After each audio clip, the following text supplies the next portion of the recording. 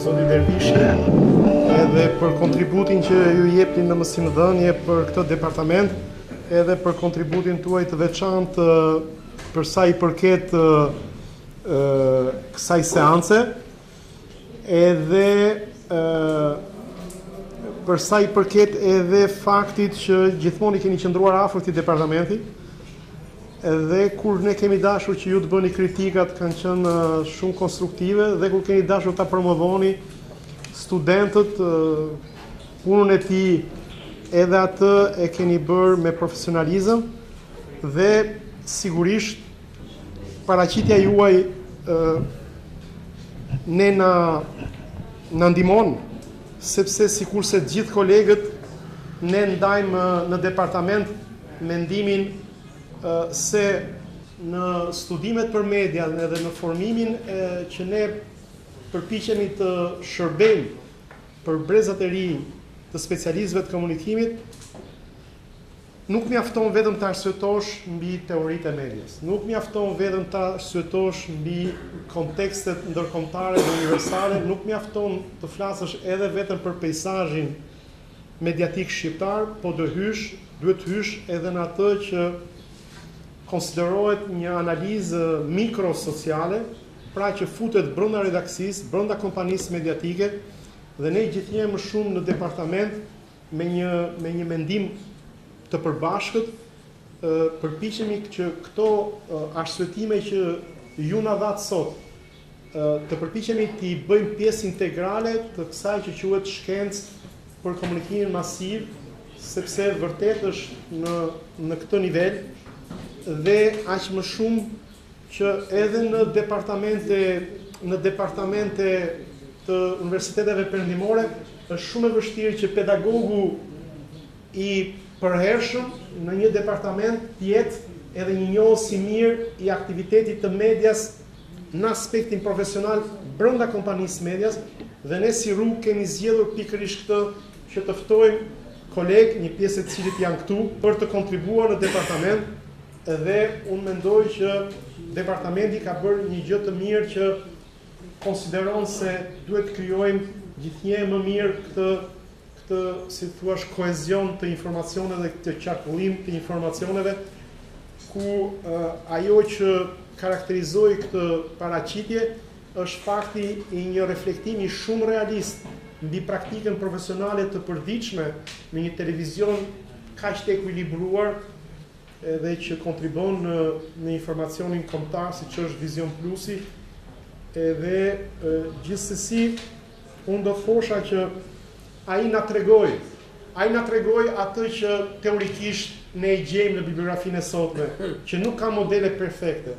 që drejtuesi dhe menaxhuesi i informacionit ndodhet në dilema, të cilat duhet i ekuilibrojë, që jeta i sjell nga situata nga më të ndryshme, sigurisht ta paguaj me orë nuk e paguan, po dhe ta paguaj me kronik, sigurisht do ndeshet me shoqatat e gazetarëve të cilët kërkojnë sigurisht të mbrojnë disa të drejta, kodi punës, kudiun e tjera me radhë, sikurse ka të bëjë me atë që të ndikohet nga politika, të marrë burime nga politike apo nga sipërmarrja e të tjera e tjera. Kur të gjitha këto po ja përktheja profesor Elzej, ai më tha mua, o tha ka të drejtë, tha, ai ka një zanat dreqi në kuptimin e vështirë të fjalës. Dhe më kur i thash profesor Elzenit, a t'ju citoj, ai më tha jo. Edhe unë thash do t'ju citoj, si ju më tha jo. Sepse ne të komunikimit e kemi këtë kemi që çfarë dëgjojmë e themi, edhe luti tregoj mesazhin tim, mailin tim modest, edhe unë tregoj profesor Elzenit, edhe ju, edhe fundi kjo është jeta. Ne me këtë merremi edhe nuk na prish punë. Tani, profesor Elzen do të mbajë një temë shumë interesante në ora 17:00 dhe do ta mbarojë në 18:00 mbi sanksionet etike në media dhe dimensionin e tyre ekonomik. Shumë interesant. Et qui vont venir encadrer ces deux notions. Atëre, unë do të trajtoj sot me ju çështjen e së drejtës për të ruajtur imazhin, e së drejtës për imazhin, Dhe këtë do ta trajtoj lidhur me dy problematika të cilat janë shpifja dhe fyrja dhe sigurisht do ta vendos në një kontekst juridik, një kuadër juridik, duke folur më tepër për rastin francez. Donc le droit à l'image, si on commence par celui-là, il est encadré principalement par l'article 9 du Code civil, d'un point de vue des aspects civils, et il va permettre à une personne de s'opposer à l'utilisation de son image en vertu du respect de sa vie privée, et c'est quelque chose qui sera en revanche toujours contrebalancé, comme on le verra, par la liberté d'expression et la liberté d'information, donc d'un point de vue journalistique. Si tu veux. Atëherë e drejta e imazhit është një drejtë për të gjithë qytetarët. Kjo e drejtë mbështetet në artikullin, në nenin 9 të Kodit Civil, dhe ne do shohim se këto çështje rregullohen nga Kodi Civil edhe nga Kodi Penal, dhe në fund të fundit kjo e drejtë e imazhit do të thotë që secili, çdo qytetar ka të drejtë të kundërshtojë që imazhi i tij të transmetohet në media. Sigurisht kjo lidhet me ruajtjen e jetës private, por kjo e drejtë kundërbalancohet, ekuilibrohet me një kuadër tjetër juridik që ka të bëjë me lirinë e shprehjes dhe të informimit. Alors, bien sûr, c'est avant toute diffusion publique qu'il va falloir recueillir l'autorisation de la personne, connue ou inconnue, qui va se situer, enfin qui va être l'objet de cette image. Et aucune diffusion, peu importe par quel média, que ce soit la télévision, la revue, un blog ou quoi que ce soit d'autre, ne peut aucune image ne peut être diffusée sur un média sans l'autorisation expresse de la personne qui en fait l'objet. Bien sûr, la limite étant l'information, l'actualité, comme on le verra après. Pra, në fund të fundit, sikur se thash, çdo person ka të drejtë të kundërshtojë transmetimin e imazhit të tij dhe duhet marrë leje nga personi në fjalë sa herë që imazhi që prek këtë person transmetohet në media, dhe këtu me media nuk kuptohet vetëm media klasike, por të gjitha llojet e mediave, duke përfshirë dhe blogjet, mediat në linjë e tjera. Alors bien sûr, ça pose un problème parce que certaines fois, même en matière j'allais dire, d'actualité, des personnes se sont opposées à ce qu'on transmette leur image, leur figure, même s'ils étaient fondus dans une masse, par exemple, d'autres personnes, mais qu'ils étaient suffisamment identifiables pour qu'ils puissent eux-mêmes avoir conscience qu'ils étaient inclus dans une image. Donc ça porte aussi très souvent atteinte à la liberté d'information qui évidemment est très chère à l'ensemble de nos amis journalistes, dont le métier est si difficile, comme tu l'as dit tout à l'heure. Dhe problemi është fort i ndërlikuar, sepse sigurisht çdo njeri ka të drejtë të mbrojë imazhin e vet, mirë po ka të drejtë ta mbrojë imazhin e vet me kusht që mbrojtja e këtij imazhi të mos prishi dhe mos pengojë informimin mbi aktualitetin. Dhe këtu situata ndërlikohet fort për arsye sepse ka njerëz të cilët edhe kur është fjala për raportimin e aktualitetit, kërkojnë që ta rezervojnë transmetimin e imazheve që kanë të bëjnë me ta, sidomos për shembull kur ata ndodhen në një manifestim publik dhe janë fotografuar atje, ata përsëri kërkojnë që ta ruajnë këtë imazh që të mos transmetohet. Pra, këtu fillojnë që ka probleme lidhur me lirinë e shprehjes dhe të transmetimit e drejtë e lirisë së shprehjes, që është kaq e shtrenjtë për miqtar, gazetar edhe për profesionet e tyre shumë të vështirë. Alors, bien évidemment, le fondement juridique donc civil, qui est cet article 9, va poser un certain nombre de conditions. Ces conditions vont être appréciées par le juge à la fin. Donc, effectivement, les finesses d'interprétation qui vont concerner les conditions que l'article 9 va prescrire pour l'interdiction d'une diffusion d'une image pour atteinte à la vie privée sont assez précises. Dhe sigurisht artikulli numër 9, neni numër 9 i Kodit Civil flet për këtë të drejtë, por çështjet konkrete vlerësohen nga gjyqtari dhe që të vlerësohen nga gjyqtari dhe nga gjykata, sigurisht duhet të përmbushen disa kushte shumë të sakta, precize, në mënyrë që gjyqtari të konkludojë për zhdëmtimin e dikujt I cili kërkon respektimin e imazhit të tij. Donc il ne suffit pas d'être un personnage public pour avoir une image diffusable tout le temps, il ne suffit pas d'être une personne privée pour avoir son image interdite de diffusion, tout comme il ne suffit pas d'être dans un lieu public pour avoir une image diffusable ipso facto, tout comme il ne suffit pas d'être dans un lieu privé pour ne pas pouvoir faire d'image et les diffuser encore. Tout ça c'est en combinaison entre le dommage, le préjudice et l'actualité. Do me thënë, gjendja është e tillë që edhe gjykatësi ndodhet përpara një kompleksiteti, si të thuash, problematikash, sepse mund të jesh person publik, po kjo nuk do të thotë që imazhin tënd ta përdorin si duan. Mund të jesh person privat, po kjo s'do të thotë që ti të kesh të drejtë gjithmonë për ta ruajtur imazhin tënd. Mund të ndodhesh në një vend publik, por jo gjithmonë mund të akordohet që me imazhin tënd të bëjnë çfarë duan. Pra, gjendja është e tillë që kërkon një analizë të gjykatësit lidhur me këtë çështje. Donc pour se prévaloir de cette atteinte à la vie privée devant un juge, il faut un dommage. Ce dommage, c'est souvent une atteinte morale,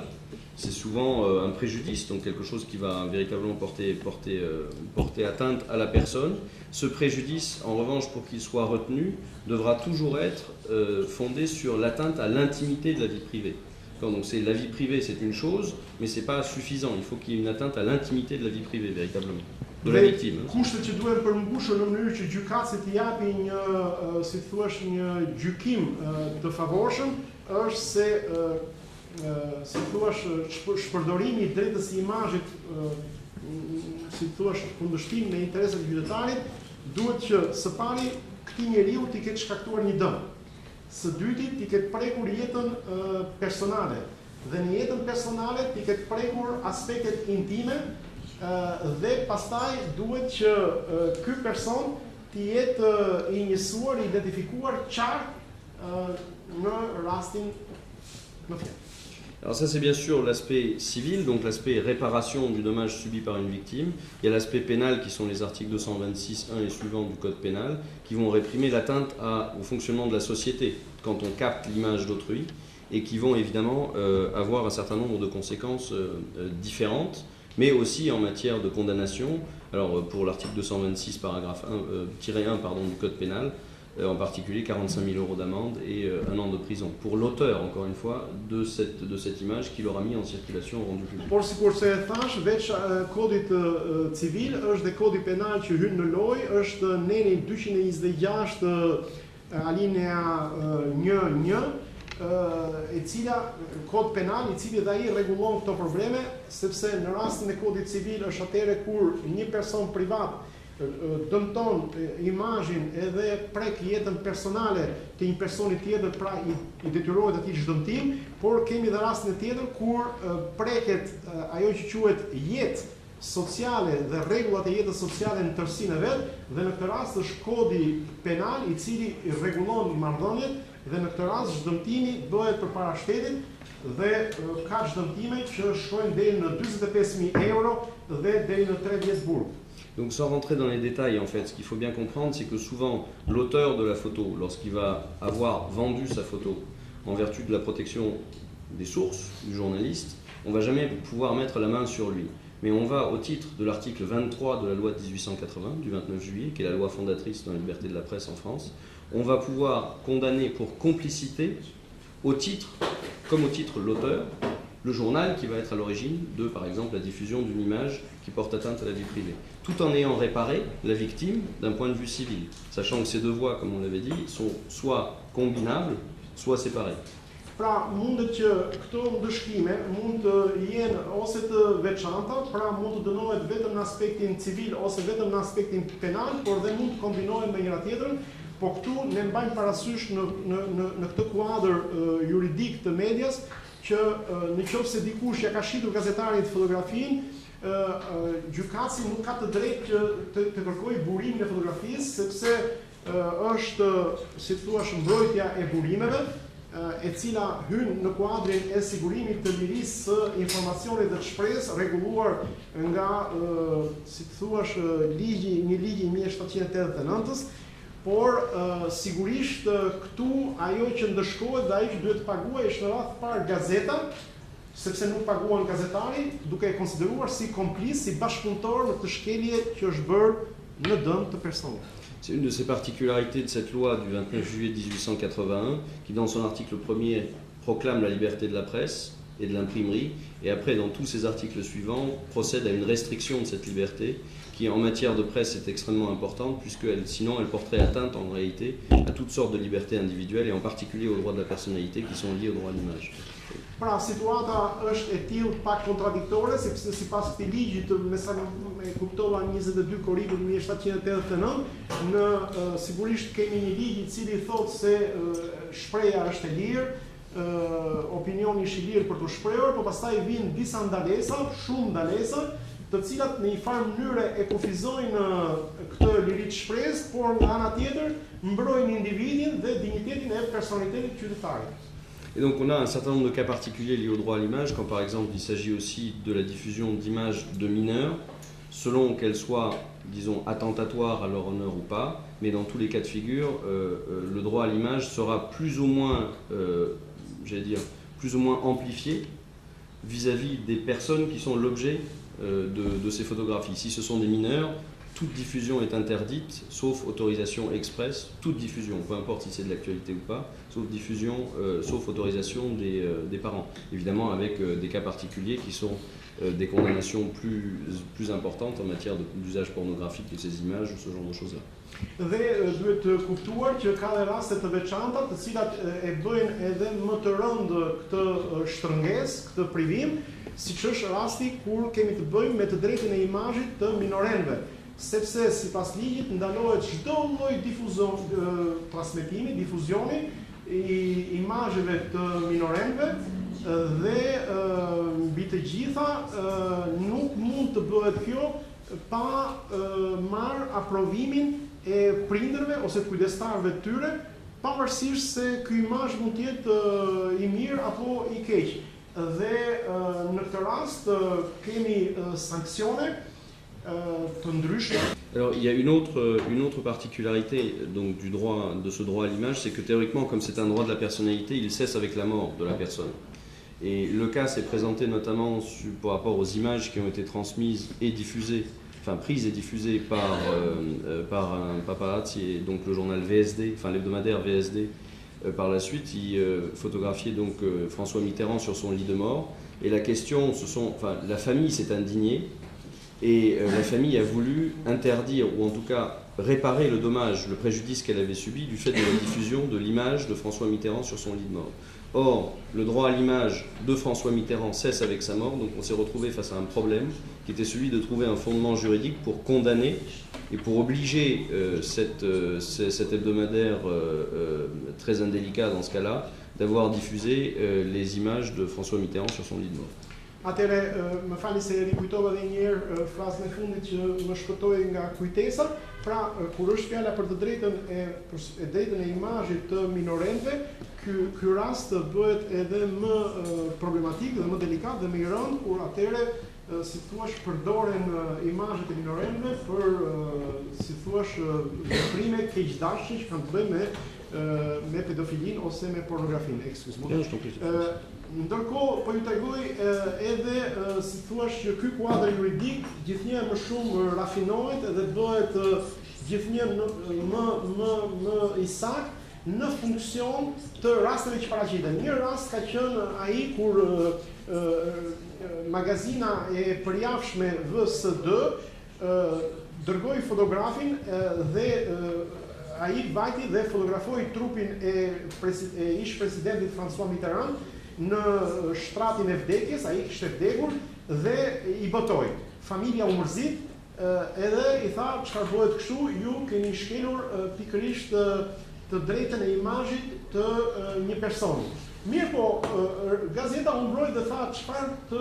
drejtë të personit, personi ka vdekur. Dhe vërtet kur personi ka vdekur, e drejta e imazhit mbaron bashkë me jetën e personit. Dhe në këtë rast gjykata filloi të mendojë se çfarë mund të bëjë dhe në çfarë kuadri juridik duhet futur, sepse nuk korrespondonte rasti me normën që ishte.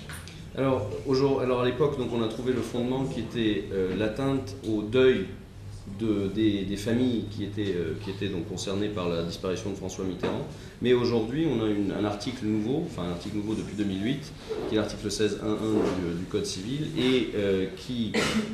impose le respect dû au corps humain en raison de son humanité, donc de son humanité passée, même après la disparition donc, de la personne. Dhe gjykata veproi kështu atëherë që tha, dakord, këtu s'ka të bëjë me ruajtjen e drejtës imazhit se kjo ka marrë fund, por gjithsesi përsëri ka një shkelje sepse është prekur zia që familja ka pasur në këtë rast, pra është shkelur ky intimitet. Por gjithsesi ishte një zgjedhje pak e sforcuar, ndërkohë tani si rezultat i këtij rasti dhe i refleksioneve që janë bërë për të, ka dalë një normë tjetër e cila mbron, si thuash, respektin për trupin njerëzor për shkak të njerëzillëkut që ai ka mbajtur dhe ka mishëruar kur personi ishte në jetë dhe tash çështja është rregulluar kështu. Edhe personi i vdekur, nëse ka trupi është i dukshëm, si thuash bëhet i dukshëm, mbrohet edhe ai për En l'occurrence, c'est François Hollande qui se fait récupérer en scooter et qui repart à l'Élysée. Donc, simplement pour dire ça, elle réclamait une réparation au titre de l'atteinte à sa vie privée, donc sur l'article 9 du Code civil, de 50 000 € pour ce préjudice et 4 000 € pour des frais de procédure. Kjo magazina Closer botoi një dosie me 7 faqe, shoqëruar me fotografi, ku tregoi presidenti François Hollande hypur në një motociklet, pastaj se si ai shkonte në rreth të një pallati, hynte brenda atje, mbas disa minutash shkonte artistja Julie Gaillet, e cila duhet me thënë që është një artiste që ka një, si thuash, një njohje edhe një kuotim të nivelit të dytë ose të tretë aktualisht në Francë. Pastaj se si të nesme në mëngjes presidenti vinte dhe aty e priste prapë motociklisti vetë dhe ikte, pastaj dilte aktoria dhe kjo histori bëri që aktoria të, si thuash, të ankohet dhe të kërkoj riparimin për arsye sepse e konsideronte që ishte shkelur e drejta e saj e privatësisë dhe kërkoi një gjobë bazuar në nenin 9 të kodit civil dhe kërkoi 50.000 € për të shlyer dëmin, për të zhvendtuar dhe 4.000 € për shpenzime procedure. Alors, le tribunal de Nanterre, fin mars, le 27 mars 2014, a condamné le journal Closer à payer 15 000 € de réparation totale pour l'atteinte à sa vie privée. Gjykata e Nanterës në 20 mars 2014 e dënoi magazinën Closer me 14 o 15.000 € gjobë, sepse vërtet kishte prekur dhe nuk kishte respektuar të drejtën e privatësisë së aktores në fjalë. Alors, pour donner une indication sur l'impact financier que ça a eu sur ce magazine, Closer appartient à un groupe international, donc Mondadori, groupe italien, et les ventes liées à ce numéro concerné là, par le reportage photo ont doublé. Ils ont vendu 600 000 exemplaires sur ce numéro hebdomadaire-là au lieu des 300 000 habituels. Donc les 15 000 € évidemment ont été très largement compensés par la publicité, mais aussi rien que les ventes. Et donc bien évidemment la réparation due à l'atteinte à la vie privée n'est absolument pas de nature à être incitative de ne pas publier ce genre d'image et de ne pas porter atteinte au droit à l'image. Dhe këtu unë do të vi tek problematika për të treguar se çfarë raport atëherë ka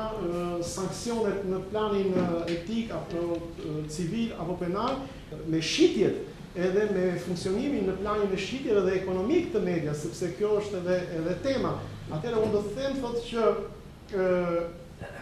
kjo magazina Closer i takon grupit Mondadori,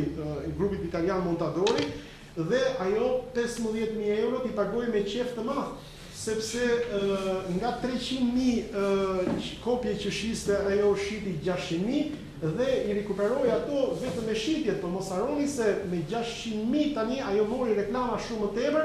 dhe kishte asnjë problem për këtë gjë, ishte shumë e kënaqur. Pra nga kjo pikpamje gjoba në këtë rast absolutisht nuk e pengon magazinën apo një media që të mos shkeli këto norma juridike që mbrojnë dignitetin e personit. Les juges ont sans doute aussi considéré que Julie Gaillet avait retrouvé un peu de popularité grâce à ça, et c'est la raison pour laquelle ils lui ont pas alloué plus de réparation que ça. Bile edhe personi që ishte ankimuar, që kishte, si thuash, kërkuar të zhdëmtoj, Julie Gaillet, sipas gjykatës, nuk meritonte 50.000, meritonte 15, se në fundit ajo si një artiste dorës 2 e 3, në fakt kishte fituar gjitha popularitet, dhe në fakt kjo I kishte bërë mirë. Prandaj thanë që 14.000, 15.000 mjaftojnë për ty. Alors une autre affaire, oui, sans parler effectivement de l'impact d'une relation avec le président de la République française. Aq më shumë që reputacioni I saj u ngrit shumë sepse ajo ndihet që u vlerësua nga vetë presidenti I Republikës Franceze. C'était ni négatif ni positif évidemment, vous avez compris. Alors, pra s'mund thuhet nëse ishte pozitiv apo negativ për të. Bien sûr que non. Donc, për mua më shumë si ishte negative. Autre affaire, enfin, pour toi.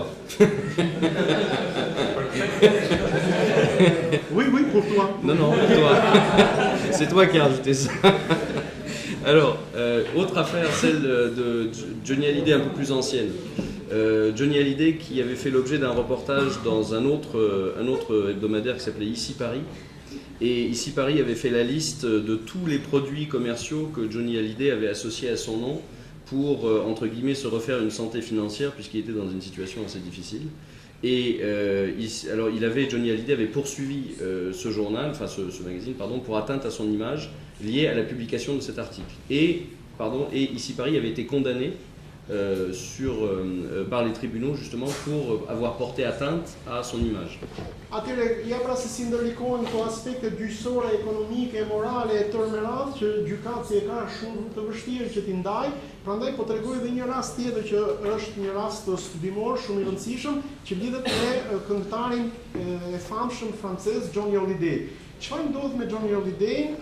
Një magazin Ici Paris boton gjithë listën e objekteve për të cilat Johnny Hallyday kishte asociuar emrin e tij për t'i bërë reklam. Edhe kjo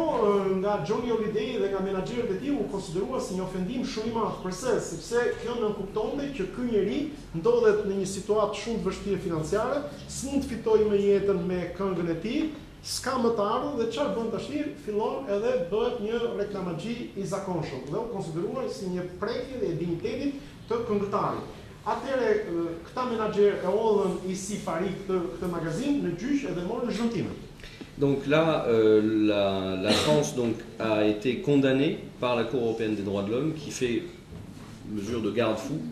pour justement avoir violé la liberté d'expression garantie par l'article 10 de la Convention européenne de sauvegarde des droits de l'homme parce qu'elle aurait été attentatoire donc, à la liberté d'expression et en particulier à la liberté journalistique et que globalement là, ils considèrent que les juges ont été beaucoup trop sévères avec le magazine qui a publié une liste finalement de choses qui étaient officielles. C'est pas quelque chose qui était caché en quelque sorte. Atëre, Johnny Hallyday futi parat në xhep, mirë po ndërkohë magazina shkon dhe ankohet tek Gjykata Europiane e Drejtave të Njerëzit. Dhe Gjykata Europiane e Drejtave të Njerëzit, bazuar në nenin 10 të Konventës Europiane të Drejtave të Njerëzit, dënon shtetin francez me një gjobë të rëndësishme, sepse I thotë që gjykata juaj ka shkelur lirinë e shprehjes për arsye se kjo listë në fund të fundit ku tregohet se Johnny Hallyday bën reklamën e këtyre produkteve, në fund fundit është një listë zyrtare dhe nuk kanë shpikur asnjë, vetëm sa e kanë botuar. Alors, la législation française, il faut comprendre ça, est extrêmement restrictive en matière de diffusion des images. Et en revanche, l'impact que ça a sur les différents magazines et autres médias est relativement limité à mesure que ces médias sont, sont possédés par des grands groupes financiers qui ont la capacité d'amortir en quelque sorte les différentes condamnations, mais aussi certains d'entre eux, Closer en particulier, lorsqu'il est condamné, est souvent condamné à publier en première page le partie motif, ce qu'on appelle le corps de la condamnation des juges, enfin du tribunal, et en font une sorte de gage de leur propre indépendance. Donc c'est en même temps quelque chose qu'ils peuvent largement amortir dans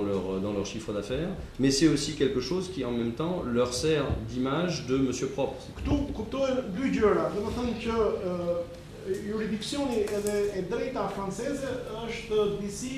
shumë shtrënguese për sa i përket punës mediave dhe gazetarëve në rast se kjo punë shkel të drejtat e qytetarëve edhe të personit. Kurse gjykata e të drejtave, si thua, europiane është më fleksibël dhe si thua bën atë ruajtsin e ekseseve dhe shpeshherë e gjobit shtetin francez pikërisht për këtë juridiksion që ka. Mirë, po ajo që unë dua të them është se në këto dy raste, sikurse edhe në shumë raste të tjera, gjendja kthehet pak përmbys. Pse? Sepse vërtet në rastin e shkeljeve, siç është fjala për të drejtën e imazhit, gjykatat I japin dënime dhe gjoba për të zhdëmtuar. Çfarë ndodh? Kjo bën që sigurisht mediat të paguajnë këtë gjobë, por në qoftë se këto media I takojnë grupeve të rëndësishme mediatike, këto grupe mediatike e para kanë një buxhet të tillë që e amortizojnë shumë shpejt atë humbje financiare që bën, dhe së dyti, në qoftë se ato e prodhojnë këtë informacion, kjo bën që audienca e tyre edhe tirazhi I tyre të rritet jashtëmase dhe me shitjen plus fitimin që kanë me reklamët, kjo s'përbën asnjë problem.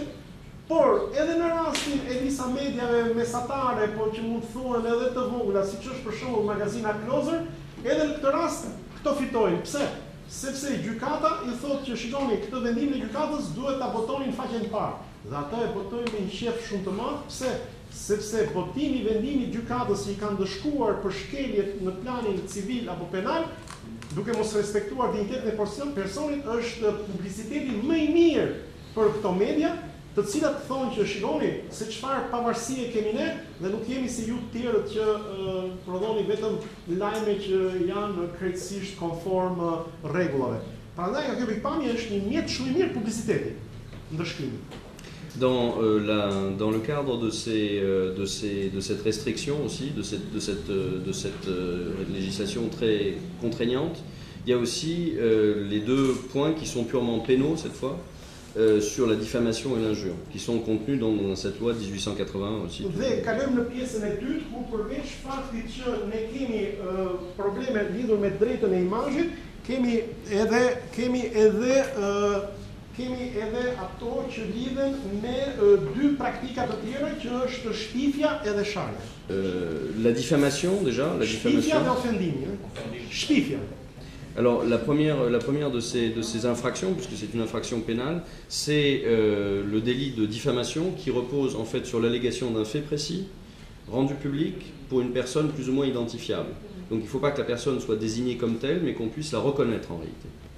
Mais c'est un fait, hein? C'est un fait précis. Për sa I përket shtifjes, ka të bëjë me atë që për një fakt shumë të precizuar, I cili konsiderohet si I vërtet, po që në fakt del se s'është I vërtet, por së dyti duhet që të jetë I lidhur me një person konkret dhe jo në përgjithësi, edhe treta ky person I konkret duhet të jetë patjetër I identifikuar personalisht. Donc par exemple, il y a eu quelques cas comme ça, on en citera qu'un peut-être, celui de Jean-Claude Gaudin, maire de Marseille encore aujourd'hui, qui, à l'occasion d'un livre qui avait été publié sur l'affaire Yann Pia, les assassins au cœur du pouvoir, ça s'appelait comme ça, avait été qualifié tout au long de ce livre de trottinette. Mais le descriptif qui était lié à ce mot trottinette était tellement évident qu'on pouvait reconnaître que lui. Il a obtenu des tribunaux qu'il soit dédommagé à hauteur de 45 000 €, à l'époque 300 000 francs de l'époque, pour justement le fait d'avoir été diffamé. Donc qu'on ait rapporté des faits qu'on lui a reprochés sans avoir réussi à les démontrer, puisqu'on verra tout à l'heure que c'est l'exception. Dhe unë do të marr një shembull më shumë të tjera që kam këtu për të ecur më shpejt, siç është rasti I kryetarit bashkisë Marsejës Godin, I cili në një libër për sa I përket të vrasjes së gazetares Jan Pia, libër që titullohej Vrasjet akoma në pushtet, kryetari i bashkisë të Marseilles atje në mënyrë të nënkuptuar thuajse kur ishte implikuar në këtë histori, mirë po nuk përmendej me emër, po përmendej me emrin trotinet monopati, ajo që monopati. Dhe ai nuk përmendej me emër dhe s'kishte arsye pse të thoshte që shiko këtu po jepen disa fakte që përbëjnë shpifje ndaj meje, sa ato s'janë të vërteta dhe gazetari nuk arriti dot që t'i vërtetonte. Por gjykata tha që pavarësisht se nuk është me emër, fakti që identifikohet qartë në këtë mënyrë, ai është si thuash, është kryer një shtifje ndaj tij. Alors, il n'y a pas de diffamation quand on arrive à démontrer ce qu'on appelle l'exceptio veritatis, c'est-à-dire quand on arrive à démontrer effectivement que les faits allégués sont vrais. Sauf qu'on ne peut pas le faire quand il s'agit de vie privée ou d'atteinte à la vie privée, sauf si, encore une fois, cette atteinte à l'intimité de la vie privée fait l'objet en réalité d'une autre infraction. Donc c'est la fameuse exception de l'exception de l'exception. Et le problème dans cette démonstration de l'exceptio veritatis, c'est qu'en général, contrairement à ce qui est le cas, on présume la mauvaise foi de celui qui aura présenté les faits considérés comme diffamatoires. Et très souvent, lorsqu'il s'agit de démontrer qu'on a été suffisamment prudent et objectif, le journaliste en l'occurrence, ou la personne accusée de diffamation, puisqu'on verra que ça peut être n'importe qui à travers un blog par exemple, n'arrive pas à ramener cette démonstration qu'il a été suffisamment prudent et objectif dans ces faits. Atëre sigurisht dënohesh për shpifje, por gjithsesi gjykata bën një përjashtim, atë që i quhen exceptio veritatis, atëre kur plotësohen të paktën këto tre kushte. Së pari kur raportohen fakte të cilat gazetari thotë më po janë të vërteta, po këto kanë të bëjnë me jetën personale dhe unë nuk kam mundësinë se si të vërtetoj. Dhe në qoftë se vërteton pa mundësinë e tij për të vërtetuar, atëherë gjykata mund të jetë shumë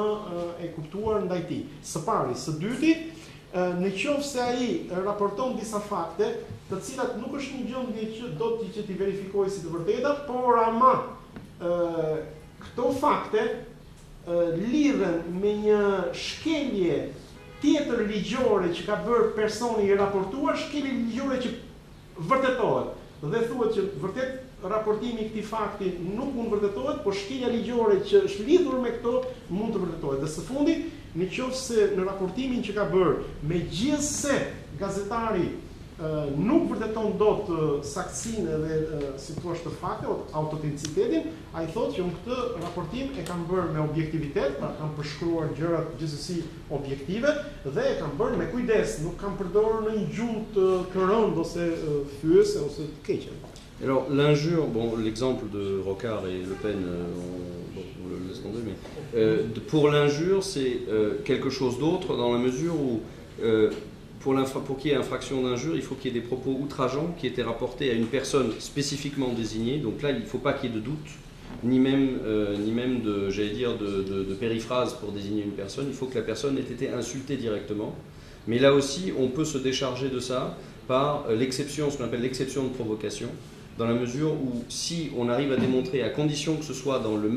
dans un temps relativement rapproché, qu'on n'a fait que réagir à une insulte qui est venue en amont. Por në qoftë se në lidhur me media këto ndëshkime në planin financiar janë ashtu sikur se e tham, kur kemi të bëjmë me për shembull me ofendime nga një person tjetër, këtu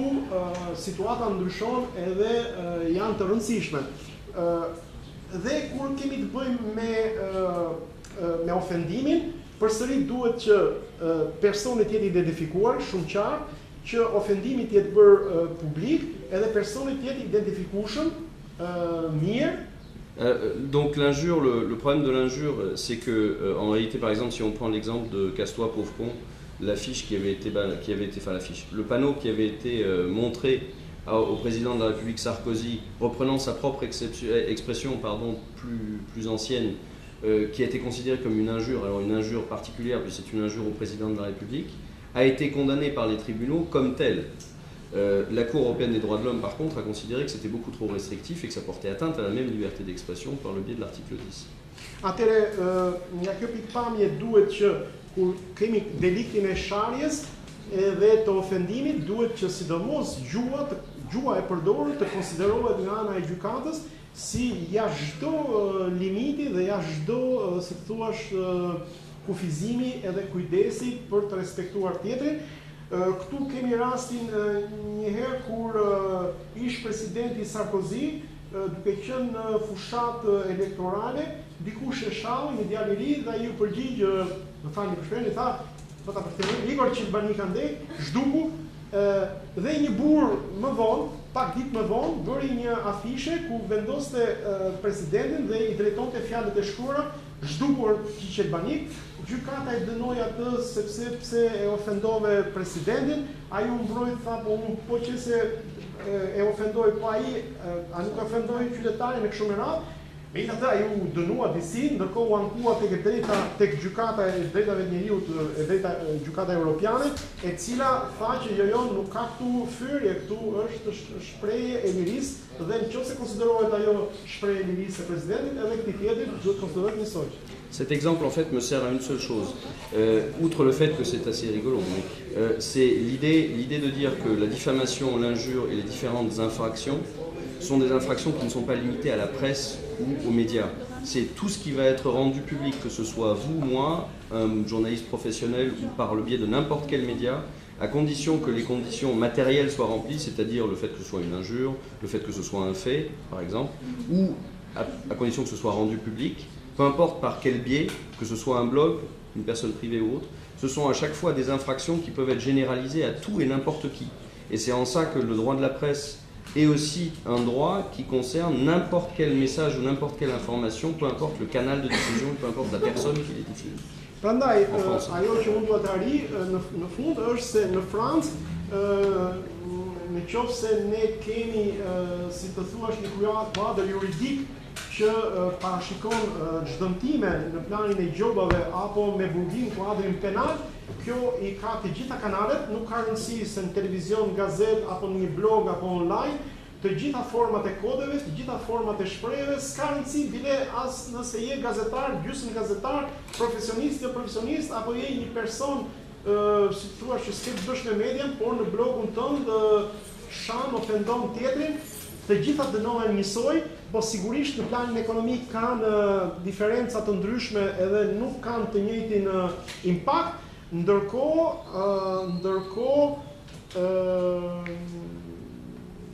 duhet të plotësoj këto gjëra. E para duhet të ketë lidhje me një fakt, e dyta duhet të ketë lidhje me një person, e treta që personi duhet të jetë patjetër identifikuar. Bref, c'est une législation restrictive, mais qui est une législation qui en même temps est très largement critiquée parfois par la Convention, la Cour européenne des droits de l'homme, et c'est en ça que c'est parfois un tout petit peu... On considère la France le pays des droits de l'homme, n'est-ce pas? Enfin, en l'occurrence, par rapport à la liberté d'expression, il y a des libertés individuelles, en particulier ce qui concerne la liberté liée au droit à l'image et à l'atteinte à la personne humaine, physique, personnelle, et disons, c'est ce qu'elle représente, qui parfois prime très largement la liberté d'expression, ce qui n'est pas forcément mauvais. Dhe për ta mbyllur, fjalia e fundit, do të thënë që ne në Francë pra kemi një kuadër juridik i cili për sa i përket lirisë së shprehjes sigurisht e garanton, por ama e vendos brenda kufizimesh shumë të forta dhe këtu luhatet midis dy të drejtave, e drejta për të shprehur lirisht opinionin dhe e drejta për të mbrojtur liritë edhe të drejtat qytetare, detyrimi për të mbrojtur të drejtat qytetare, dhe po ta shikoj nga pikpamja ime si jurist, do të shikoj që kjo e dyta trajtohet nga gjykatat më e rëndësishme se sa e para, domethënë është respektimi i drejtave individuale dhe identitetit qytetarit që shpeshherë vlen më shumë dhe sipas mendimit tim nuk e kanë keq. Merci.